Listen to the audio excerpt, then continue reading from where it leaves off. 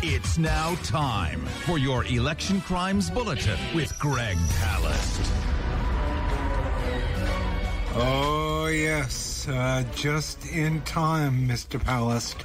This is Dennis Bernstein. This is our weekly edition of the Election Crimes Bulletin. Usually we come to you on Thursday, but this is a special week, and we are celebrating, among other things, the soon-to-be released vigilante Georgia's vote suppression hitman. Greg Palast has been busy making friends and enemies in that place called Georgia. Greg, there is a lot to talk about. There's a lot going on. Well, but let's start this one. Let's call this one begin as a primer. Today, I believe, if I'm not losing my brain, is National Voter Registration Day.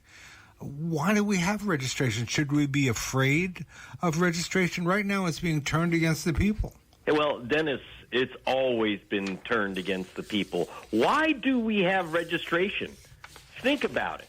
My wife, who's a British and Swiss citizen, she doesn't register to vote. She doesn't register to vote in Switzerland. She's a citizen. By the way, it has a bigger immigrant population by percentage than the United States.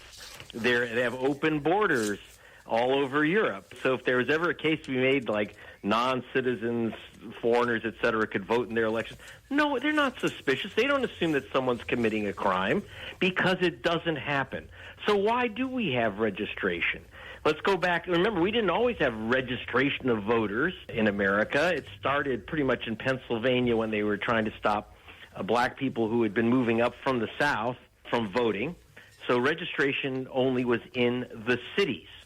So only city dwellers, so you have the Italian immigrants, you have the black diaspora coming up from the South, and then in New York you had Jews. So that registration was something that was meant for minorities, for working people, for immigrants to, again, give them a hurdle. In fact, I think when New York City first started registrations, they only allowed you to register on Saturday, which is a way to keep Jews from registering to vote. I kid you not. So the history of registration in America, first of all, we don't, why do we register Saturday. Americans? Yeah. And as you're an American. You go in, it's a crime to vote if you're not American, if you're an illegal voter, et cetera. It's a crime. And to go to jail, crime. You get caught. I've never heard of anyone doing anything but getting jail time for it. There is no reason for these laws except the value of registration is to stop people from voting, and the real value of registration is to remove people's registration, the so-called purge, like the enema to the voter rolls. So registration itself is the number one vote suppression horror show in America, and it hasn't been here forever. And by the way, Dakota, I think it's north, has no voter registration. And you don't see a bunch of Canadians rushing in and picking their governor. You don't see moose or buffalo crowding the polling stations. So without voter registration, somehow they have fair and clean elections in Dakota. So why do we have registration? So we can stop people we can remove registrations, we can stop registrations, et cetera. And of course, in Jim Crow, it really had teeth because you had now everything from the jelly bean jar to recite the Constitution, and in fact, now, Greg, and this is where we're going to go today. And now it's become much more systematic, much more effective, because there are ways to do it through computers and electronically. And there is just straight up, given the political situation, the temperature of the times, voter suppression, it's back, it's big time. And what you've been covering and documenting, and what you've documented in your new film, is become a cross-country pandemic. So as you like to point out, whatever is happening in Georgia is coming to a state near you soon. Yes, and let's take a look at some of these things. For example, in Texas. So one of the things that we have talked about a great deal in my latest investigations in this past year focused on Georgia. Again, focused on Georgia. I'm all over America, and by the way, all over the world looking at elections. But I keep going to Georgia because it is ground zero where they test drive the ugliest new Jim Crow techniques. So what you heard when you hear the election crimes little bumper vignette, and you hear a woman screaming at me, "Get out of my house! Get out now!" This is after I say, so you didn't call any of these voters, but you challenged them. This is the woman. You'll see her in the film, Vigilante, Georgia's vote suppression hitman. There's many hitmen. There's 88 vigilante hitmen in Georgia. But the reason it's singular is that they all ultimately take their marching orders from vigilante number one, Governor Brian Kemp. But this woman, whose name is Pam Reardon, she was running for vice chair of the Republican Party. She is a Republican official working for working with Marjorie Taylor Greene in Cobb County. She personally challenged 32,000 voters. There were so many she couldn't print them. She couldn't print them out. She said it was too expensive. She went to Kinko's, and it's going to say, well, it'd be about a 7-foot stack of papers, and we're going to charge you $1,000. So, vote suppression, if it's going to cost that much, she didn't want to do it. But instead, she literally submitted a thumb drive with these names. So I asked her if she called 32,000 voters, or even 32. And she says, I don't have time to call 32,000 people, but you had time to challenge their right to vote. Now, this is under SB 202, the bill signed by Brian Kemp, and it says that anyone can challenge a, quote, unlimited number of voters. And so you had her. You'll see. We're going to hear later a little clip from the film. One vigilante who challenged 4,000 voters, another 15,000 voters, another 16,000 voters, 88 voters. And then there's new challenges coming in every day. A guy named Garland Favorito, who he has now challenged another 20,000 voters in just Gwinnett County. Gwinnett is a suburb of Atlanta, a little piece of the city and outwards. It was a Republican stronghold. Now it's turned blue. So obviously that has to be fraud. And what they mean by fraud, we go through these lists. I got the 32,000 names from the government. We filed freedom of information requests. Some counties resisted. But we went through the names. We called 800 people on that list. We did what the challenger, the vigilante, didn't. Called 800. And they said, 201, what are they talking about? I don't live where I live. I'm not who I am. I don't live in Georgia. What are you talking about? What do you mean I'm challenged? Wow. Now, this is deeply evil, because understand how this works. Like Gwinnett said, they got 20,000 challenges. And first of all, this is after the state has removed hundreds of thousands of voters. Their lists are horribly inaccurate. They're removing legal voters. So if the state, which wildly removes voters on the least pretext, so after that big purge removal by the state of Georgia, these vigilantes, by the way, every single one of them, everyone is a GOP operative. I'm not being partisan. I'm just telling you how it is. Everyone is a GOP operative, and their lists are overwhelmingly voters of color and young people. If you eliminate, they go after young voters because they're kind of voters of color too. The color's blue. And again, I'm not, it's not here. I'm not in the Democratic Party protection business. As you know, we've talked about California, which makes it horrific for independent voters to cast votes in the primary. So we see it by the Democrats. But the new mass computerized attack on voter rolls is coming right this year, in the past few years, from the GOP. And again, you've made the point. It's not just Georgia. So you'll see in the film, the attackers, those people, we did something they didn't do. We actually met with a lot of people who were attacked. But again, it's not just Georgia. We went to Wisconsin. But before we leave Georgia, it's important always to make the point. There's a reason that you're spending a lot of time and energy in Georgia, because of the elections that are taking place there that are definitive, will be definitive in terms of how this country is going to be controlled, or whether it will be, in fact, determined by elections anymore. So Georgia is the heart of the matter, but it's like the fuse lit. Well, let's remember, we have a dead heat for the U.S. Senate, which will control the U.S. Senate, the dead heat between Reverend Senator Raphael Warnock, who's the incumbent, who has to run again. He won last year, but he has to run again because he was filling out an unfinished term. and Herschel Walker, the football star, and they are in a statistical dead heat. They're, depending on which poll, they're 1 percentage point apart. Stacey Abrams is now in a statistical heat with Governor Brian Kemp. And again, as she put it, because she's getting, that's the other thing, the Democratic Party does not want anyone talking about stolen elections. We don't do that. We don't ever talk about those things, In fact, Adam Schiff, my congressman, said anyone who questions the fairness of American elections is undermining our democracy. So, I'm sure he would love to imprison me if he could. I'm not kidding. But that's the Democrats. So, but Stacey Abrams has now, instead of saying that the election was stolen from me, which she used to say, now says the election was unfair. I lost because of the rules that are unfair. So, okay, let's use that term. So it's down to that. But as other races tighten, you're now seeing the Georgia techniques go elsewhere. So, for example, Wisconsin, you now have an African-American lieutenant governor, very progressive, Mandela Barnes, who's running against the incumbent Senator Ron Johnson, the Republican, and that's another dead heat.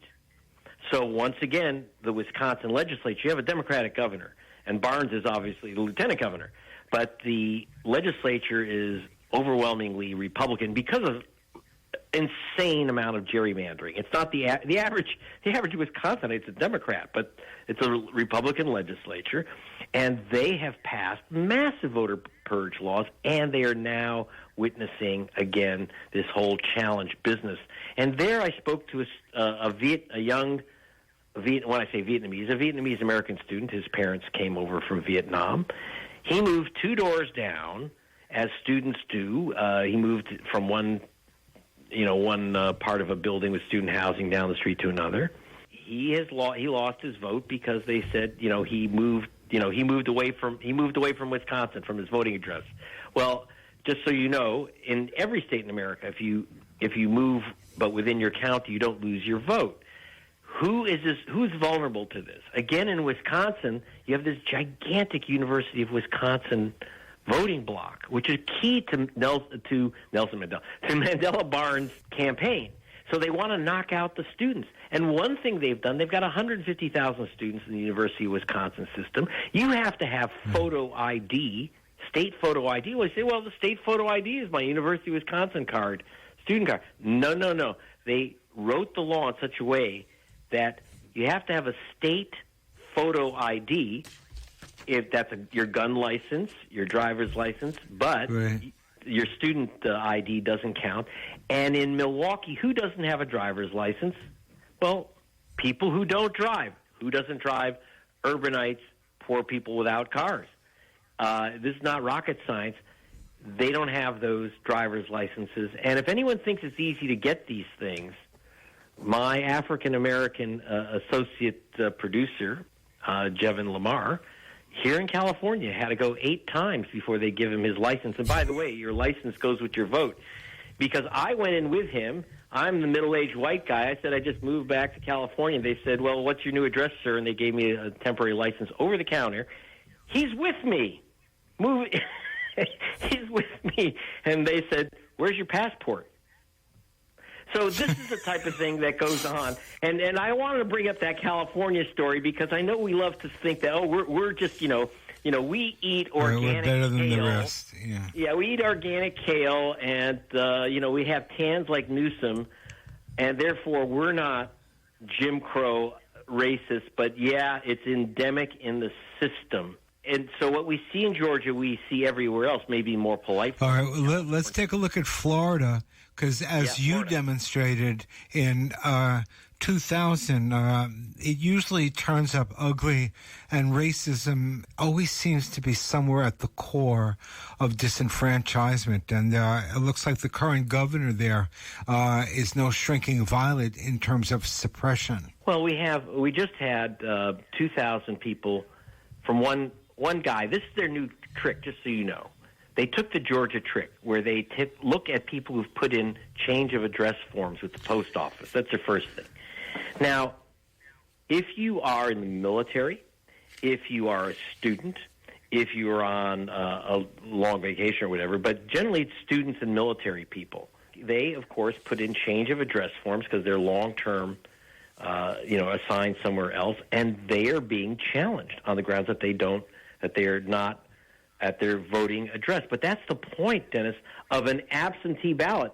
Absentee ballots are designed for people who are, guess what, absent, but they have their regular address, because if you're in the Army, you go where the commander-in-chief tells you, and you will meet in our film a soldier, actually the U.S. military's advisor on warfare of the future, pretty substantial title. He's career military and a brilliant and a genius, but he also has the problem that he is African American, so his vote was challenged. One of our top military experts, and he had to fly back to Georgia to save his vote. He wasn't going to let them take it away. He actually flew back and got lawyered up and then spent time with me. I mean, how many people can do that? That's a hell of a poll tax to have to fly back, get lawyers, and call a journalist to get the story out, to get your vote back. A judge did, by the way, in his case, because he raised hell and went through this whole thing. He said, put me back and the 4,000 other people at Fort Benning who have lost their vote. Can you imagine? This is the Fort Benning area. These soldiers, black soldiers. He said, me and my fellow warriors right now who are defending your nation. And the judge said, no, I'll give you back your vote, but no one else. I kid you not. This is what's going on in America. And unfortunately, because it's stuck in Georgia, we just had 2,000 challenges in one county in Florida. And once that starts, my experience, it will get to 100 and 200,000 in a blink. And here's the real danger, Dennis. Well, there's so many dangers, but one real serious danger is that a lot of states like Georgia will require you, say you can challenge a voter on Election Day. The chaos, the holding up of lines in minority areas, which already suffer from 4 or 5 hour lines, and challenges to voters who've already voted so that they don't even know it. In other words, you mail in your ballot. This just happened in Gwinnett County, again, this suburb of Atlanta. One guy just challenged 20,000 voters in this one county in Georgia, and they said every one of those people he challenged has already received a vote, received their absentee ballot. What they don't know when they fill it out and send it back in is that they've been challenged. Now, some of them, they're supposed to get a postcard, but, you junk mail, you don't see it. And unless they physically go into the county offices, 20,000 people, and each of them have to go through a certification hearing, and it must be done within 6 days of Election Day, or they lose their vote. As the county says, what happens? 20,000 people show up, 200 people show up, and we can't handle it. So what's going to happen is, merely by making these challenges, thousands and thousands of people, especially students, especially soldiers who have become very democratic, by the way, in their voting patterns, they know it. Right. And they are they're going to lose their votes. And then there's going to be all this pressure if Stacey Abrams falls short, because 20,000 voters in Gwinnett and 32,000 voters in Cobb and 4,000 voters in Muskogee are not allowed to vote. Their votes aren't counted. There's going to be all this pressure. Oh, Stacey Abrams is whining just like Trump. No, the big difference is that Trump is faking it. He's in fantasy island. These are real voters that I've spoken to, I've called, I've filmed, who are being shafted out of their votes, and it's spreading. I mentioned Harris County, which is Houston, Texas. You've had thousands of new challenges, because what's happening is that the organization True the Vote, which is creating these lists, there are other groups which are simply telling people how to go about challenging voters. So they're creating this whole new vigilante army. So when I talk about vigilantes of Georgia, that's simply where it began, where it's most developed, where it is actually where this ugly challenge business is actually being run and created by the governor himself, who's also the candidate. And by the way, if you think you have, and who do you appeal to? The answer is you no longer even have their Secretary of State is no longer in charge of determining whether these votes count. Under the new SB 202 law, the ultimate decider of who's in charge, who certifies the vote is, guess what, Brian Kemp, the governor. He was Secretary of State in charge. So he was in charge of counting his own votes as Secretary of State when he ran against Stacey Abrams in 2018. Now for the 22 rematch, he has made himself the final arbiter once again of the vote, taken away from his Secretary of State. And you will see in the film, you meet a woman, Helen Butler. She's called Mrs. Vote in Georgia because she is like the top expert in voting procedure in Georgia. She is African American, so she's automatically suspect.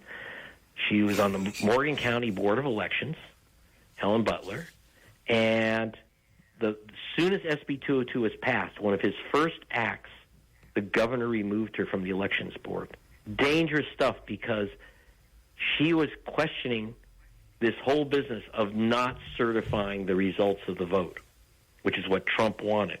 So remember, don't assume that that Kemp resisted Trump, because remember, Brian Kemp has won a court order allowing him to delay his grand jury testimony until after the election, which I found outrageous. I mean, this whole idea that just a line, just a word, because we're running out of time, but remind people how important that illegal action is that's happening there, because it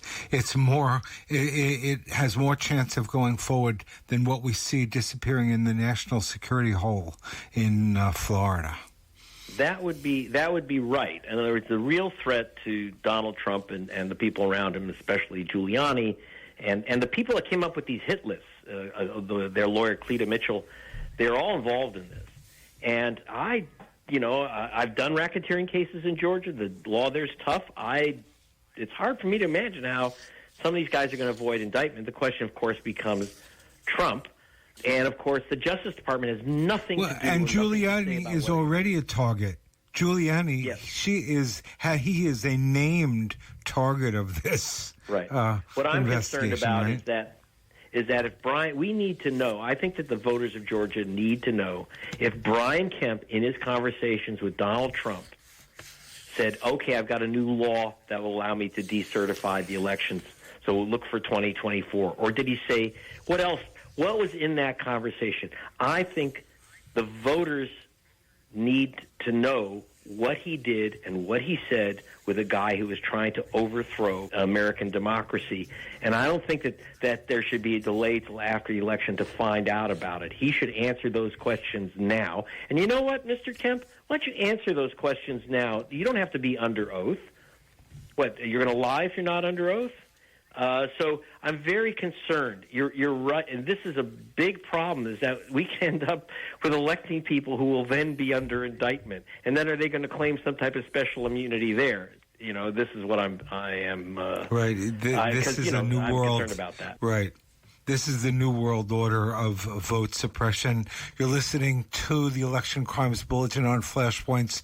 We do this with Greg Palast every week. Usually we do it on Thursday. We're doing it on today, Tuesday, to celebrate the upcoming release of Greg's wonderful new important film, Vigilante.